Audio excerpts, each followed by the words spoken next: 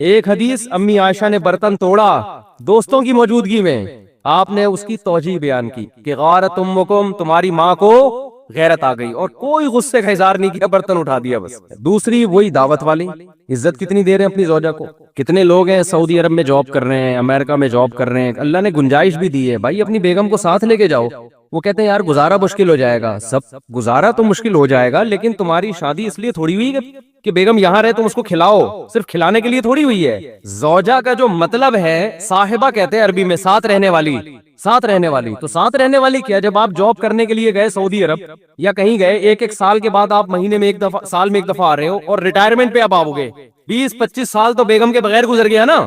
اور یہ بھی آپ صلی اللہ علیہ وسلم نے فرمایا، خیارکم خیارکم لأہلہ، تم میں سب سے بہتر اللہ کے نزدیک وہ ہے جو اپنے گھر والوں کے ساتھ سب سے اچھا ہے۔ یہاں کے پھر وہی بات آ جاتی ہے، ہم مغربی کلچر کو فالو کر رہے ہیں، ان میں گھر والے نہیں ہوتے، ان کے ہاں سب برابر ہیں۔ اسلام میں سب کے لیے برابر نہیں ہے، اسلام میں سب سے پہلے ماں باپ ہیں، پھر میاں بیوی ہیں، پھر بچے ہیں، بھائی بہن ہیں، یہ ہیں رشتے۔ آج کتنے لوگ دوستوں سے بڑی تمیز سے بات کر رہے ہوتے ہیں، ہوا یہ گھر میں آتے ہی ایسے جیسے چنگیز خان نے بغداد پہ حملہ کیا ہے، گھر میں تمیز سے داخل ہی نہیں ہوتے، مسکراتے چہرے کے ساتھ داخل نہیں ہوتے، سلام نہیں کرتے۔ جو میں نے آبزرو کیا ہے نا، جس کی لاٹھی اس کی بھینس، جو پاورفل ہے نا وہ حاوی ہے بس۔ مرد اگر پاورفل ہے تو وہ حقوق نہیں دے گا، وہ دبائے گا۔ وہ عورت طاقتور ہے تو وہ مرد کو کھا جائے گی، مرد طاقتور ہے تو عورت کو کھا جائے گا، جس کی لاٹھی اس کی بھینس۔ جب اللہ کے خوف سے حقوق ادا ہوتے ہیں، اللہ کی چاہت میں حقوق ادا ہوتے ہیں، تو آپ طاقتور ہو تو بھی حقوق ادا کرو گے، آپ کمزور ہو تو بھی، کیونکہ آپ کو پتا ہے کہ میں کس کی وجہ سے حقوق ادا کر رہا ہوں، مجھ پر کون ہے، اللہ ہے، میں اس کو راضی کرنے کے لیے کر رہا ہوں۔ مشہور حدیث ہے نا کہ ایک صحابی نے نبی صلی اللہ علیہ وسلم کی دعوت کی، آپ نے فرمایا عائشہ کو بھی بلاؤ تو آؤں گا میں۔ یہ جو ایٹیٹیوڈ ہے، یہ جو رویہ ہے زوجہ کے ساتھ، وہ صحابی بلا رہے ہیں نبی کو، اور آپ کیا کہہ رہے ہیں ساتھ میں، کس کو، زوجہ کو بھی بلاؤ۔ دل صاف تھے لوگوں کے، ان کے پاس اتنی گنجائش نہیں تھی، انہوں نے عرض کیا یا رسول اللہ یہ میں نہیں کر سکتا، آپ نے فرمایا دعوت کیا ہے، کینسل۔ پھر ان صحابی نے کچھ دنوں بعد دعوت کی، یا رسول اللہ آپ کی دعوت کرنا چاہتا ہوں، آپ نے فرمایا عائشہ کو بھی بلاؤ۔ صحابہ آپ کا یہ عمل بولو دیکھ رہے تھے، تو سیکھ رہے تھے نا کہ کیسے زوجہ کے ساتھ کیسا رویہ ہوتا ہے۔ انہوں نے کہا نہیں ہو سکتا، آپ نے فرمایا نہیں جا سکتا۔ پھر تیسری مرتبہ صحابی نے عرض کیا یا رسول اللہ آپ کی دعوت کرنا چاہتا ہوں۔ اچھا میرے سے یہ بیان خواتین سنتی ہیں نا، وہ کہتی ہیں ہائے کاش مفتی صاحب کتنے اچھے، اللہ اپنی بیگموں کے ساتھ کیسے ہوں گے۔ تو مجھے وہ لطیفہ یاد آتا ہے، جو مولوی اس طرح بیویوں کے حقوق بیان کر رہا ہوں نا، خواتین بڑی متاثر ہوتی ہیں کہ ان کے گھر والے کتنے خوش قسمت ہوں گے، ان کی تو کبھی دعوت ہوتی ہوگی تو کہتے ہوں گے اب بیگم کے ساتھ بلاؤ تو ہوں، ورنہ میں نہیں آ رہا، جاؤ۔ تو وہ لطیفہ تمام خواتین سن لیں۔ ایک آدمی جو تھا نا، ڈرائیونگ کر کے اپنی بیگم کو لاتا، بیگم اگلی سیٹ پہ بیٹھی ہوتی، اس کی بیگم اسکول ٹیچر تھی، تو لاتا اسکول کے باہر گاڑی کھڑی کرتا، اترتا، بیگم کا گیٹ کھولتا، دروازہ نا لاک کھولتا، وہ جاتی تو خواتین دوسری دیکھتی یار کتنی رسپیکٹ دے رہا ہے اپنی، خود اترتا ہے ڈرائیوروں کی طرح دروازہ کھولتے ہیں باہر سے نا، تو رشتے آنا شروع ہو گئے۔ ایک اور شادی ہو گئی اس کی اسی چکر میں نا، خواتین نے خود کہ بھائی اتنی عزت دے رہا ہے یار، ہم میں بھی چاہیے اس کی بیوی بن جائیں ہم۔ 2 شادیاں ہو گئی۔ پھر بیگم کو، پہلی والی بیگم اسکول ٹیچر تھی، اس کو لے کر آتا، اترتا، باہر سے دروازہ کھولتا، 3 شادیاں ہو گئی۔ صحیح ہے نا، وہ بھی کھلنا بنا ہوا ہے، بتا نہیں رہا ہے کسی کو اصل کہانی کیا ہے، اس نے کہا ہونے تو خود سے آ رہا ہے بھائی، اور خواتین دیکھ رہی ہیں، متاثر ہو رہی ہیں بھائی، ماشاءاللہ ماشاءاللہ۔ پھر ایک دن آیا، دروازہ ایسے ہی کھولا، چوتھی بھی ہو گئی۔ بعد میں پتا چلا یہ دروازہ باہر سے کھلتا ہے، اندر سے لاک خراب ہے اس کا، جو دروازہ اس کا لاک اندر سے خراب ہے۔ تو جب تک پوری تحقیق نہ کر لو نا بھائی، کسی سے متاثر مت ہو۔ تو ضروری نہیں ہے کہ جو مولانا صاحب ممبر پہ بیٹھ کے بڑے اچھے اچھے بیانات کر رہے ہیں خود بھی اتنے اچھے ہوں، یہ کوئی ضروری نہیں ہے، اس لیے زیادہ انسپائر ہونے کی ضرورت نہیں ہے۔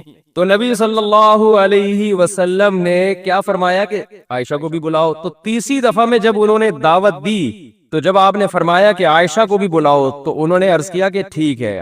تو صحابہ آپ صلی اللہ علیہ وسلم کا یہ عمل اپنی آنکھوں سے بولو دیکھ رہے تھے۔ اب کوئی قانون سازی کی ضرورت نہیں تھی، اللہ نے پہلے بتا دیا تھا کہ تم نے فالو کس کو کرنا ہے، پیغمبر کو فالو کرنا ہے، ان کا رویہ دیکھنا ہے۔ حضرت عمر رضی اللہ تعالی عنہ کی زوجہ نے ایک دفعہ اونچی آواز سے بات کی تو وہ غضبناک ہو گئے کہ یہ کیا بھائی، تو انہوں نے فرمایا کہ پیغمبر، پوری حدیث کے الفاظ مجھے یاد نہیں ہیں، انہوں نے فرمایا کہ پیغمبر صلی اللہ علیہ وسلم کی زوجہ کبھی پیغمبر صلی اللہ علیہ وسلم سے اونچ نیچ ہو جاتی ہے.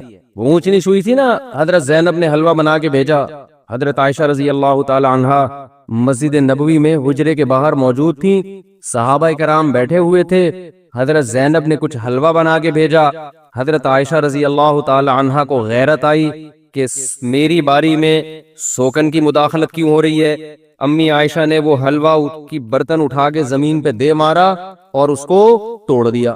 میں اکثر اس موقع پہ کہتا ہوں بھائی، اگر ہم اور آپ میں سے کوئی ہوتا اور دوست بھی یہ منظر دیکھ رہے ہوتے تو غیرت کا مسئلہ بناتے کہ نہیں بناتے، اور دوستوں کو واقعہ سناتے کہ میری بیگم نے ایسے حلوہ میرے سامنے برتن توڑا، میں نے رکھ کے دو لگائے. تیرا بھائی ڈرتا ورتا کسی سے بولتے ہیں نا.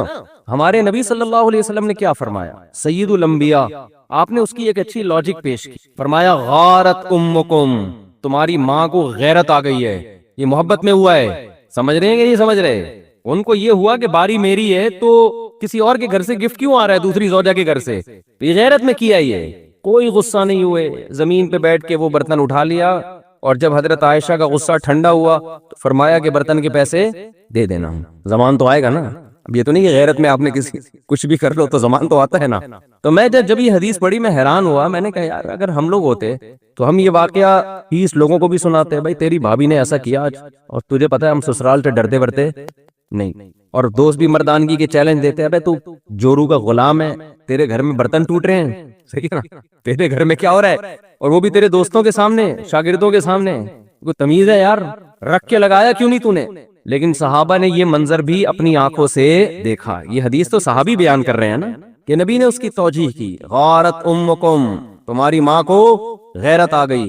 تبھی تو حدیث میں آتا ہے. دیکھو یہ واقعہ سننے میں الگ ہے، سننے میں تو آپ سمجھ رہے ہو نارمل ہے. حقیقت یہ ہے کہ جب گزرتی ہے تو پتا چلتا ہے کہ اس کے لیے تھوڑے بہت اخلاق کافی نہیں ہے، بہت بڑا ظرف ہونا چاہیے. اور خاص طور پر وہ پیغمبر جن کو سب فالو کر رہے ہیں، مقتدا اور رہبر ہیں، جن سے افضل اس کائنات میں اللہ نے کسی کو پیدا کیا نہیں ہے. تو اسی وجہ سے حدیث میں آتا ہے کہ تم میں سب سے بہتر وہ ہے جس کے اخلاق اچھے ہیں. اور آپ نے فرمایا میرے اخلاق تم میں سب سے زیادہ اچھے ہیں. اور یہ بھی آپ صلی اللہ علیہ وسلم نے فرمایا خیارکم خیارکم لأہلہ، تم میں سب سے بہتر اللہ کے نزدیک وہ ہے جو اپنے گھر والوں کے ساتھ سب سے اچھا ہے.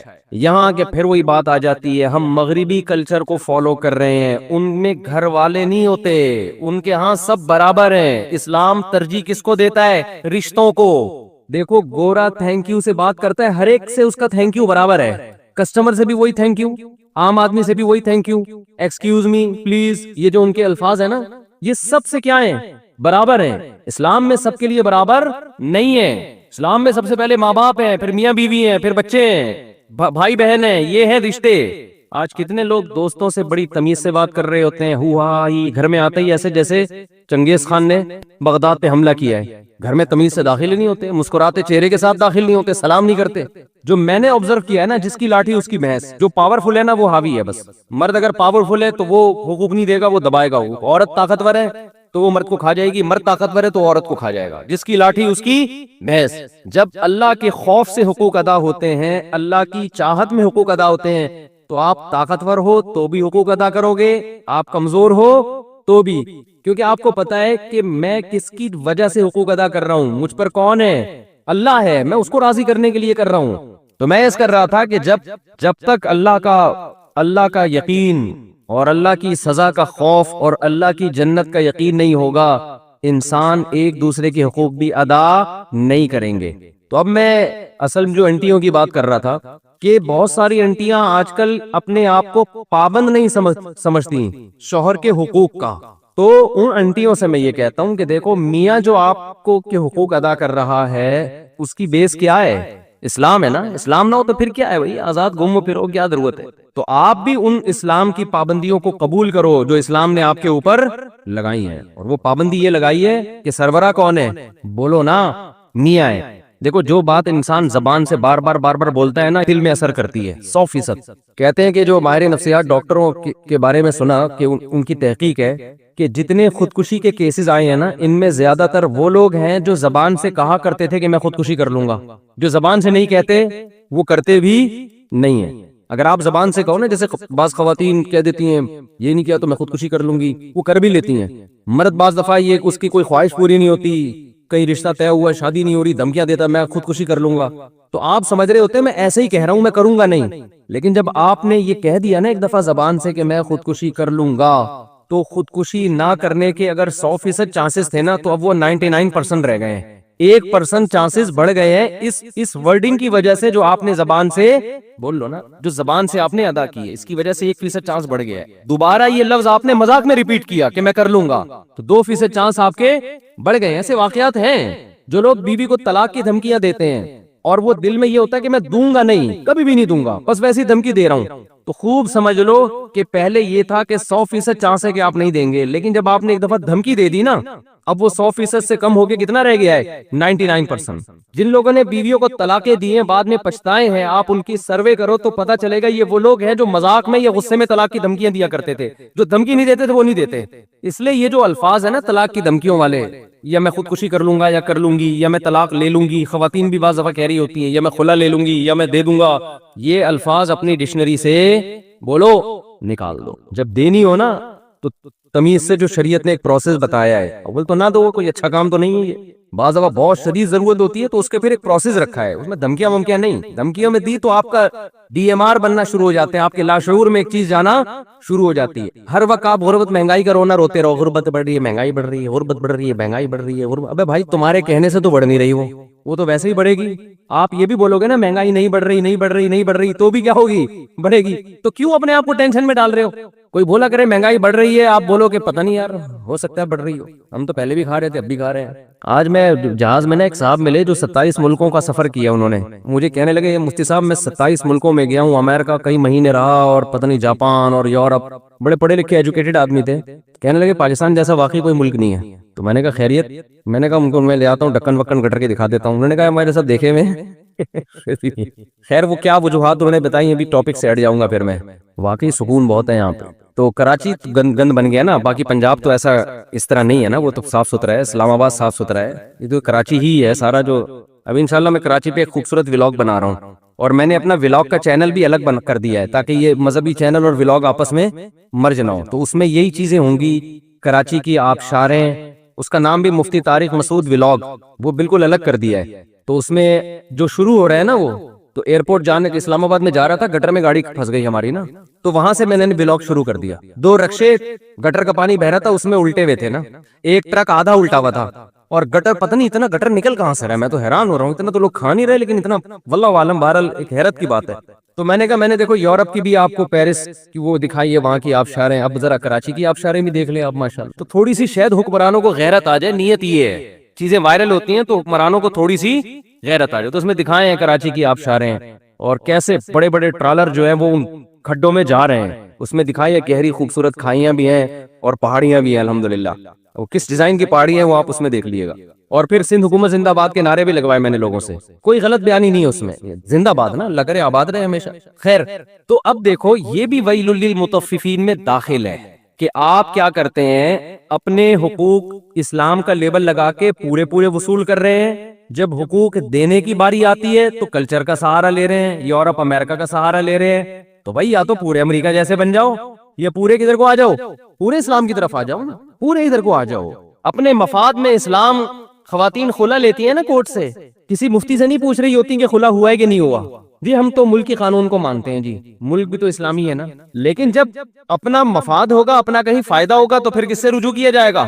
مفتیان کرام سے. تو یہ بھی ویل للمطففین میں داخل ہے. اور آج یہ بہت ہو رہا ہے، ماں باپ اولاد میں ہو رہا ہے. یہ اولاد اپنے حقوق لینے کی باری آئے گی، اسلام کی لیبل لگائے گی. جب ابا کے حقوق دینے کی باری آئے گی تو پھر کلچر تو آج کل ابا کو مانتا ہی نہیں ہے. کلچر میں تو ابا اور دوست کیا ہے، برابر ہے. ابا تیز لہجے سے بات کریں تو بیٹے کو غصہ آتا ہے. کلچر تو یہی ہے. اسلام غصہ جاری کرنے کی ابا پہ اجازت، بولو. اب وہ لاشعور میں جائے گا نا جب بولو گے کہ نہیں دیتا. تو یہ تو میں جو اصل کہہ رہا تھا نا، میں خواتین کو ایک گزارش ہے میری، مرد کو نا یہ حدیث بار بار نوٹ کرے کہ نبی صلی اللہ علیہ وسلم کی موجودگی میں امی عائشہ نے برتن توڑا. یہ 2 حدیث مرد لوگوں کو میں بیان بھی کرے، اس سے اس کے لاشعور میں یہ چیز چلی جائے گی. جو بد اخلاق آدمی ہے نا، بدتمیز قسم کے، یہ سوچا کرو جب شادی نہیں ہوتی تو کسی سٹائل میں بات کرتا تھا میں، وہ ریکارڈ کر کے رکھا کرو اپنے. میں جب نکاح نکاح پڑھاتا ہوں نا, دولہا سے کہتا ہوں قبول ہے تو کہتا ہے قبول ہے. میں کہتا ہوں بھائی اس اسٹائل میں قبول جس اسٹائل میں شادی کے بعد بات کرے گا بیگم سے. سمجھ میں آ رہی ہے بات؟ شادی کے بعد جس اسٹائل میں آپ کا جو لب و لہجہ ہوگا نا, وہ یہ نہیں ہوگا اتنی تمیز سے, گواہوں کو آواز ہی نہیں جا رہی قبول ہے کی. اسی طرح چیخو جس طرح بعد میں تم نے چیخنا ہے. پھر وہ ذرا زور سے بولتا ہے, پھر بھی اس اسٹائل میں نہیں بولتا جیسے بعد میں اس نے بولنا ہے آگے جا کے. تو آدمی کو چاہیے یہ 2 حدیثیں یاد کر لے, ہر مرد کو, اور دوستوں میں اس کو بتائے, اس کا بڑا فائدہ ہوتا ہے. ایک حدیث, امی عائشہ نے برتن توڑا دوستوں کی موجودگی میں, آپ نے اس کی توجیہ بیان کی کہ غارت امکم, تمہاری ماں کو غیرت آ گئی, اور کوئی غصے کا اظہار نہیں کیا, برتن اٹھا دیا بس. تو یہ جو کہتے ہیں نا رکھ کے, کوئی دوست بیان کر رہا ہوں نا میں نے تو رکھ کے چماٹ لگایا, اچھا وہ آگے یہ نہیں بتا رہا ہوتا پھر کھائے کتنے میں نے, وہ اسکپ کر رہا ہوتا ہے وہ. تو یہ حدیث آگے بتایا کریں. دوسری وہی دعوت والی, عزت کتنی دے رہے ہیں اپنی زوجہ کو. کتنے لوگ ہیں سعودی عرب میں جاب کر رہے ہیں, امریکہ میں جاب کر رہے ہیں, اللہ نے گنجائش بھی دی ہے, بھائی اپنی بیگم کو ساتھ لے کے جاؤ. وہ کہتے ہیں یار گزارا مشکل ہو جائے گا. سب گزارا تو مشکل ہو جائے گا, لیکن تمہاری شادی اس لیے تھوڑی ہوئی کہ بیگم یہاں رہے تم اس کو کھلاؤ, صرف کھلانے کے لیے تھوڑی ہوئی ہے. زوجہ کا جو مطلب ہے, صاحبہ کہتے ہیں عربی میں, ساتھ رہنے والی, ساتھ رہنے والی. تو ساتھ رہنے والی کیا, جب آپ جاب کرنے کے لیے گئے سعودی عرب یا کہیں گئے, ایک سال کے بعد آپ مہینے میں ایک دفعہ, سال میں ایک دفعہ آ رہے ہو, اور ریٹائرمنٹ پہ اب آؤ گے, 20-25 سال تو بیگم کے بغیر گزر گیا نا, تو یہ صاحبہ کہاں سے ہو گئی؟ ساتھ, صاحبہ کہتے ہیں ساتھ رہنے والی. کوئی بہت ہی غریب ہو بیچارہ نہیں افورڈ کر سکتا, اس کے احکام الگ ہیں, لیکن نارملی ایسا نہیں ہوتا اور نہیں ہونا چاہیے. اللہ کا خوف پیدا کرنا چاہیے. جہاں جا رہے ہو شریف آدمی ویسے بھی کوشش کرتا ہے کہ بیگم ساتھ ہو, کیونکہ وہ ریموٹ کنٹرول کی طرح آپ پہ نظر رکھتی ہے, لہذا کوشش ہوتی ہے عزت دار لوگوں کی بیگم کو ساتھ لے کے جاؤ. دوسرا یہ حدیث جو میں نے بتائی نا, 2 حدیثیں, یہ اگر آپ آگے نقل کریں گے نا تو اپنے حالات شاید کچھ سیٹنگ پہ آ جائیں. اور خواتین کو پتہ ہے کیا سوچنا چاہیے, عورت کو یہ حدیث بار بار, قرآن کی آیت الرجال قوامون علی النساء, اللہ نے سربراہ کس کو بنایا ہے؟ مرد کو. سر کا تاج کس کو بنایا ہے؟ مرد کو بنایا. آقا کس کو بنایا ہے؟ عورت مرد کی غلام نہیں ہوتی, ماتحت ہوتی ہے. غلام اور ماتحت میں فرق ہے. دیکھو آپ آفس میں ہوتے ہو, آپ کا ایک باس ہوتا ہے, آپ اس باس کے غلام نہیں ہوتے, لیکن کیا ہوتے ہو؟ ماتحت ہو. صدر, وزیر اعظم, ہم ان کے غلام نہیں ہیں, لیکن ماتحت ہیں یا نہیں ہیں؟ ماتحت کی کام ہوتا ہے, ایک جو سربراہ ہے اس کو عزت دینا, نمبر 2 اس کی اطاعت کرنا, ہر چیز میں رکاوٹ, ہر چیز میں رکاوٹ. کوئی بات میاں کرے فوراً اس کے, ایک آدمی نے کہا میں نے اپنی بچی کی شادی کرنی تھی, ایک رشتہ آیا, مجھے پتا تھا میں بولوں گا تو بیگم میری مخالفت بولے گی, یہاں نہیں کرنی میں نے. تو کہہ رہے میں نے کسی کو بھیج کے بیگم سے کہلوایا کہ اس کا اچھا رشتہ آیا ہوا ہے, لیکن اس کے تمہارے میاں نہیں مان رہے, تو وہ مان گئی فوراً. یہ سچی مچی کا واقعہ ہے, وہ مان گئی. اور میاں گننا بن گیا, نہیں یہاں نہیں کرنا, مجھے یہ بالکل پسند نہیں ہے, میں نہیں کر سکتا یہاں پہ. یہ ابھی کیا بتاؤں, یہ گیم بھی میں نے سکھایا تھا اس کو, کیا شرمانا آپ. یہ طریقہ بھی کس نے سکھایا تھا؟ میاں کو. مجھے ان دونوں کے حالات پتا تھے کہ میاں بیوی میں نا ہمیشہ ایک دوسرے کے 180 ڈگری پہ چل رہے ہوتے ہیں, اس چکر میں بچی کا بیڑا غرق ہو جائے گا. تو اچھا رشتہ آیا, میاں نے کہا یار میری بیگم, میں بولوں گا نا وہ بولے گی نہیں. وہ کہہ رہی ہے یہ تو بیوقوف آدمی پتہ نہیں کون سا رشتہ اٹھا کے لے آیا. بعض عورتیں یہ بھی سمجھتی ہیں کہ مرد جب گھر میں بچی کی جلدی شادی کرتا ہے تو گویا وہ اپنی جان چھڑانا چاہ رہا ہے. یہ بہت غلط سوچ ہے. بعض دفعہ باپ چاہ رہا ہوتا ہے کہ بچی کا اچھا رشتہ آیا ہے, ابھی کم عمر ہے, لیکن کر دو, اچھا رشتہ ہاتھ سے نکل جائے گا. اس میں خواتین یہ لیبل لگا رہی ہوتی ہیں کہ گویا جان چھڑانا چاہ رہے ہیں بیٹی سے. یہ بہت خطرناک تانا ہوتا ہے مرد کے لیے. کوئی مرد اپنی بیٹی سے جان نہیں چھڑانا چاہتا, وہ اس کے مستقبل کے لیے قربانی دے رہا ہوتا ہے. اب اس کے گھر میں بھی ایسے ہی کہ وہ جو بیگم تانا دے, جب بھی کوئی رشتہ آئے تو بیگم تانا دیتی ہے جان چھڑانا چاہ رہے ہیں. تو میں نے اس کو یہ طریقہ بتایا, میں نے کہا آپ کسی خاتون کو بھیجو اور آپ بولو یہ مجھے بالکل قبول نہیں ہے رشتہ, ابھی بچی کی عمر کیا ہے, ایسی باتیں کرو. تو ہو گئی شادی, صحیح ہے نا, اور اللہ کا شکر ہے کامیاب شادی ہوئی. تو خواتین اگر زبان سے یہ لفظ بار بار بولتی رہے نا, اب آپ لوگ سب لوگ یہ حربہ استعمال نہ کریں جا کے, ہر ایک جیسے حالات نہیں ہوتے کہ بیگم یہاں, بیگم میں دوسری شادی بالکل بھی نہیں کروں گا. پتہ چلا آپ نے کہا کہ اب ایسا ہوگا نا, بیگم کہے گی نہیں تم تو کرو گے, اب آپ نے کہہ دیا نا نہیں کروں گا, وہ کہے گی میں یہی سننا چاہ رہی تھی آپ سے, اور مجھے ویسے بھی یقین ہے کہ آپ بالکل بھی نہیں کریں گے. آپ کہو گے یار ہماری ساری پالیسی کیا ہو گئی, مفتی صاحب نے برباد کر دی. تو ہر جگہ ہر چیز چلنے کی نہیں ہے, لیکن بعض ہوتا ہے بعض گھروں میں ایک دوسرے کے ہمیشہ الٹا چل رہے ہوتے ہیں, ایسی نفرتیں پھیل چکی ہوتی ہیں, بدگمانیاں. تو اس کا پھر طریقہ یہ ہوتا ہے. تو عورت کو چاہیے جیسے مرد کو چاہیے نا یہ 2 حدیثیں بیان کرتا رہے, تو عورت کو چاہیے زبان سے نا 1 دفعہ صبح 100 دفعہ تسبیح اور شام کو 100 دفعہ کہ سربراہ گھر کا کون ہے؟ میاں ہے. یہ میرا میاں میرا سربراہ ہے, میرا آقا ہے, میرے سر کا تاج ہے, مجھے حکم دیا گیا ہے کہ میں اس کو عزت دوں, اس کی رسپیکٹ، اس کو رسپیکٹ دوں، میں عزت دوں، یہ میرا آقا ہے، آقا ہے، آقا ہے، 100 دفعہ بول لیں، اس سے گھر کا ماحول کیا ہو جائے گا؟ بہت خاندانی ہو جائے گا۔ ایسا نہ ہو کہ ایک اپنی ذمہ داری پوری کرے، دوسرا تسبیح نہ پڑھے، پھر الٹا ہو جائے گا۔ یعنی اس نے یہ والی تو پڑھ لی کہ سربراہ سربراہ سربراہ، آقا ہے آقا ہے، اور آپ نے اخلاق والی تسبیح نہیں پڑھی، تو جب وہ اور زیادہ پولائٹ ہو جائے گی تو آپ تو اور ظلم ڈھانا شروع کر دو گے اس کے اوپر۔ پہلے تو وہ ریئیکشن کرتی تھی، اب وہ ریئیکشن بھی نہیں کر رہی، تو اور ظالم بن جاؤ گے آپ۔ اس لیے آپ نے بھی تسبیح پڑھنی ہے اور اس نے بھی پڑھنی ہے، دونوں اپنے ذمہ داری ہوگی تو حساب کتاب چلے گا۔ اور اگر آپ نے اخلاق والی پڑھنا شروع کر دی، اس نے سربراہ والی نہیں پڑھی، تو آپ تھوڑے دنوں میں کیا بن جاؤ گے؟ آپ کا روب ختم ہو جائے گا، اور پھر جو ہو رہا ہے وہ ہو جائے گا، جو ہو رہا ہے اس کو بتانے کی ضرورت نہیں ہے۔ تو خیر میں جلدی سے اپنی بات کو سمیٹوں۔ قرآن میں جو آتا ہے نا، وَيْلٌ لِّلْمُطَفِّفِينَ الَّذِينَ إِذَا اكْتَالُوا عَلَى النَّاسِ يَسْتَوْفُونَ وَإِذَا كَالُوهُمْ أَوْ وَزَنُوهُمْ يُخْسِرُونَ۔ اپنا حق لینے کی باری آتی ہے، پورا حق لیتے ہیں، دینے کی باری آتی ہے تو گڑبڑ کرتے ہیں۔ تو یہ پیاز ٹماٹر والوں کے بارے میں نہیں ہے، صرف ہر ایک کے بارے میں ہے، ہر ایک کے بارے میں۔ تو اسی طرح یہ جو میں نے حدیث پڑھی ہے، جو اصل جس پر میں نے بیان کرنا تھا، تمہید لمبی ہو گئی، کہ یہ جو حدیث میں آتا ہے مسلمان وہ ہے جس کی زبان اور ہاتھ کے شر سے دوسرے مسلمان محفوظ رہے۔ تو اس کا مطلب یہ نہیں ہے کہ دو لوگوں کو تھپڑ مت مارو جا کے، ایسا تو کوئی بھی نہ اس زمانے میں کرتا تھا نہ اب کرتا ہے۔ لوگ کہتے ہیں نہ میں کسی کو مکہ مارتا ہوں، نہ میں بلا وجہ کسی کو گالی دیتا ہوں، نہ میں تھپڑ مارتا ہوں، تو میرے زبان اور ہاتھ کے شر سے دوسرے مسلمان کیا ہیں؟ محفوظ ہیں۔ او بھائی یہ تو پہلے بھی محفوظ تھے، ہر دور میں محفوظ رہے ہیں، کون بھی بلا وجہ کسی کو جا کے مارتا ہے؟ اس حدیث کا مطلب یہ ہے کوئی ایسا کام نادانستہ طور پر نہ کیا جائے کہ آپ کی نیت تکلیف پہنچانے کی نہیں ہے لیکن پھر بھی سامنے والے کو تکلیف ہو رہی ہے، ایسا کام نہ کیا جائے۔ گاڑیاں جو غلط پارک کر دیتے ہیں، آج صبح ایئرپورٹ پہ کیا ہوا ہے، وہ گاڑی آگے پتہ نہیں کھڑی کر کے چلا گیا بندہ، تلاش کر رہے ہیں یار ہمیں جمعے میں پہنچنا ہے، بھائی بندہ کدھر ہے؟ پھر ہارن مارتے رہو، پھر پتہ نہیں کہاں سے آ رہا ہے۔ اس کی نیت یہ نہیں ہوگی تکلیف دینے کی، اس کی نیت یہ ہوگی یار میرے کچھ لوگ آ رہے ہیں غلط پارکنگ کر کے، اب چلا گیا وہ کہ میں تھوڑی دیر میں آ جاؤں گا۔ تو بھائی آپ تھوڑی دیر تک کیوں کسی کو کھڑا رکھ رہے ہو؟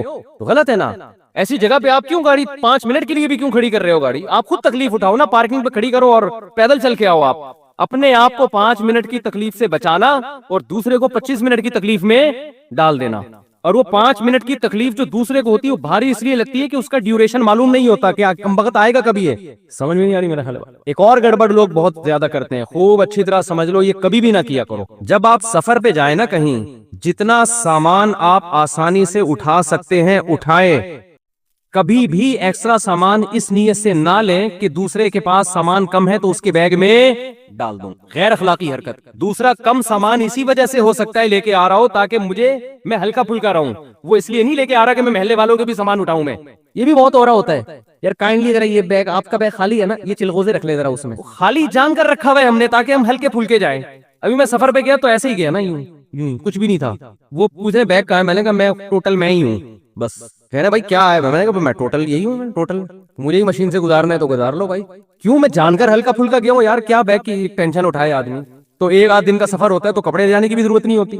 اب لوگ کیا کر رہے ہوتے ہیں کائنڈلی یہ ذرا، اور پھر اس میں خطرہ یہ ہوتا ہے کہ اب منع کرو نا، منع تو بد اخلاقی، غیر اخلاقی، مفتی صاحب خالی تو ہو نا۔ بعض دفعہ ایسے ہوتا ہے، ایک جگہ سامان تھا میرے پاس تو ایک جاننے والے تھے، انہوں نے وہ کھجوریں رکھوا دی، وہ ایکسٹرا کھجوریں لے کر جا رہے ہیں، وہ انہوں نے کہا یہ ایئرپورٹ یہاں آپ کے پاس کم سامان ہے، جاننے والے تھے وہ، میں مانتا ہوں، اب وہ قصہ پرانا ہو گیا، ان کو نہیں پتا چلے گا، انہوں نے کیا کیا، کھجوریں رکھوا دی کہ جی آپ کے پاس سامان کم ہے، مجھے 20 کلو یا پتہ نہیں 30 کلو سے زیادہ کی اجازت نہیں ہے، آپ یہ سامان رکھ لیں، اور آگے جب گزر جائیں گے تو مجھے واپس کر دیے گا۔ میرے دماغ میں وسوسے آ رہے ہیں کہ کھجور ہی ہے، کوئی ہیروئن چرس تو نہیں ہے اس کے اندر، اس قدر ذہنی کوفت مجھے شروع ہوئی ہے نا، شروع میں تو میں نے رکھ لی، مجھے ناگوار تو گزرا، بھئی کیوں آپ ایسی چیز لے کر آ رہے ہو کہ جو خالی ملے گا اس کو پہنا دو گے؟ اب تعلق بھی ہے، منع کیسے کرے یار، یہاں سے وہاں تک ہی تو لے کے جانا ہے نا، منع کریں گے یار مفتی صاحب ممبر پہ بیان تو بڑے اخلاق اور انسانیت کی خدمت، اور یہاں یہ حرکت کر رہے ہیں آپ۔ تو مجھے یہ چرس ہیروئن کی طرف تو دماغ نہیں گیا، لیکن میرا ذہن اس طرف چلا گیا کہ میں نے کہا رکھ لیتے ہیں، مجھے غصہ تو آیا لیکن میں نے رکھ لی، لیکن پھر میرے دماغ میں وسوسے آنا، چرس ہیروئن کوئی بھی غیر قانونی چیز ہو سکتی ہے، سعودی عرب سے چرس لانا تو آسان نہیں ہے، لے جانا ہی ناممکن ہے، تو لانا کہاں سے ہوگا، لیکن کچھ بھی ہو سکتا ہے، 1% بھی چانس ہو تو ٹینشن دینے کے لیے بولو کافی ہے یہ۔ خیر وہ پار ہوا، پھر انہوں نے مجھ سے معذرت بھی کی، میں معذرت چاہتا ہوں، میں نے کہا آپ نے معذرت تو کر لی لیکن یہ حرکت ٹھیک نہیں ہے، بالکل غلط حرکت ہے، یہ معذرت کیا، سوری کرنے سے تھپڑ مارو پھر بولو سوری۔ تبلیغ میں لوگ نکلتے ہیں، یہ دیکھا گیا ہے یار، وہ امیر صاحب آپ کا بیگ خالی ہے نا، یہ میرے چلغوزے رکھ لیں اس میں، غیر اخلاقی حرکت ہے، آپ کو پتہ نہیں ہے کہ وہ دل سے رکھ رہا ہے یا وہ ٹینشن میں. بعض دفعہ بیگ میں جگہ خالی ہوتی ہے, انسان اس لیے خالی رکھتا ہے کہ وزن ہلکا ہو, وہ اس لیے تھوڑی رکھتا ہے کہ تو زیادہ لے آنا. میں ایک دفعہ بیرون ملک جا رہا ہے, ایئرپورٹ پہ جانے والے مل گئے, کراچی ایئرپورٹ پہ, بہت پرانے تھے, قریبی تھے. انہوں نے دیکھا مفتی صاحب ہلکے پھلکے جا رہے ہیں نا, ان کو اچھا نہیں لگا بالکل. میں انہوں نے کیا کیا, کچھ چیزیں, میں وہ چیزیں بتاؤں گا تو وہ سمجھ جائیں گے میری بات ہو رہی ہے نا, وہ چیزیں نکال کے میرے بیگ میں ڈال دی. اور میری جو تلاشی شروع ہوئی ہے, اتنی لمبی تلاشی. بولے آپ کیا بزنس کر رہے ہو, یہ ایکسپورٹ کر رہے ہو, کیا کر رہے ہو, یہ تو بزنس کا مال لگ رہا ہے. گھنٹہ لگ گیا میرا ایئرپورٹ پہ, میں گزرا ہوں, پھر جا کے انہوں نے وہ سامان واپس لیا. کہا میں نے کچھ بھی نہیں ان کو, لیکن آپ بزنس کر رہے ہو تو اپنا بوجھ خود تو اٹھاؤ نا کم از کم. تو کبھی بھی یہ حرکت نہیں کرنی چاہیے کہ آپ سفر میں ہو, آپ دیکھ رہے ہو دوسرے کے ہاتھ خالی ہے تو اپنا آدھا بوجھ اس پہ ڈال دو. وہ ہاتھ خالی ہے تو اس لیے کہ وہ تاکہ میں ہلکا پھلکا سفر کروں میں, تو یہ بھی اس حدیث میں داخل. ہاں وہ خود آپ سے مانگ لے, خود مانگ لے, یار آپ کے پاس 2 بیگ ہیں, آپ ایک بیگ مجھے پکڑا دیں. اور ایک دفعہ میں نہیں, دو, ایک اوپر سے. بعد میں مروت میں آدمی کہہ رہا ہوتا ہے, جیسے مہمان ہے تو کھانا کھائیں گے, وہ کہ ہاں کھاؤں گا, لے بھائی پھنس گئے. تو ہوتا ہی ہے, تو اخلاقاً پوچھ لیتا ہے, یقین ہو جائے کہ سچی مچی کا پوچھ رہا ہے. مجھے ابھی مسقط بلایا نا جن لوگوں نے, ریٹرن ٹکٹ دیا آنے جانے کا, وہ نہیں جس شادی میں گیا جس کے بڑا 1 مہینے سے کہہ رہے تھے مجھے. اب چونکہ میں اپنے خرچے پہ نہیں جا رہا تھا, ان کے خرچے پہ, پہلی دفعہ میں نے ہاں نہیں کیا ہے. بعض دفعہ مروت میں انسان پوچھ لیتا ہے, مجھ سے صاحب آپ کو بلا رہے ہیں, آپ آ رہے ہیں, ہاں جی آ رہا ہوں میں, بھیج دو ٹکٹ. 1 مہینے تک مسلسل میسج بھیجتے رہے. پھر مجھے یقین ہوا کہ بھائی واقعی یہ سچی مچی نہیں چاہ رہے ہیں, پھر میں نے اوکے کیا, ہاں ٹھیک ہے. بعض دفعہ انسان رشتہ داروں کو, دوستوں کو پوچھ لیتا ہے کہ نہیں پوچھا تو بعد میں بولیں گے یار سب کو بلایا مجھے کیوں نہیں بلایا, تو اس چکر میں پوچھ لیتا ہے. آپ تیار بیٹھے تھے, آپ نے کہا ہاں قبول ہے, تو ایسا نہیں ہوتا. ایسا کرو گے تو کوئی بھی, تو مہمان کو جب بھی کوئی میزبان پوچھے نا تو مہمان کو فوراً ہاں جی کھانا ہے. بھائی ویسے ہی پوچھ رہا ہوگا, 2-3 دفعہ پوچھے تسلی سے, پھر آپ بولو کہ ہاں کھانا ہے میں نے, ورنہ چپ بیٹھے رہو. یہ بھی نہیں کہو کہ نہیں کھانا, جھوٹ نہیں بولو. تو اب جو میں اصل بات کر رہا ہوں نا, اسی میں ایک بات یہ بھی ہے. تو یہ بات تو پتا چل گئی نا, کوئی ایسا عمل جس سے دوسرے کو تکلیف ہو. واش روم میں جا کے بیٹھ گئے, چونکہ کرایہ نہیں دینا پڑ رہا, بیٹھے ہوئے ہیں, اور باہر رش بھی نہیں ہے, تو بھائی جب آپ گئے تھے ہو سکتا ہے اس وقت رش نہ ہو, بعد میں کوئی بندہ آ گیا ہو, بیٹھے ہوئے. واش روم میں صحیح طرح سے صفائی نہیں کی آپ نے. اب یہ باتیں تو ممبر میں کیا آپ سمجھائے آدمی, تو بچوں کے سکھانے کی چیزیں. پبلک ٹوائلٹ میں سفر کے دوران بہت جانا ہوتا ہے نا انسان کا, تو بعض رپورٹیں اچھی نہیں ہوتی, ٹھیک ہے نا, اس کو اچھی رپورٹیں نہیں ہوتی. تو یہ تمام چیزیں, اسی میں ایک بات خوب اچھی طرح سمجھ لیں, جب بھی کوئی مہمان آئے نا, مہمان سے 1 دفعہ کھانے کا پوچھو, 2 دفعہ, 3 دفعہ, 4تھی دفعہ مت پوچھو, وہ مصیبت میں آئے گا. میرے ساتھ ایسا اتنا زیادہ ہونے لگا ہے کہ اب میں ڈپریشن میں جانے لگا ہوں, اب میں غصہ کرنے لگا ہوں لوگوں پہ.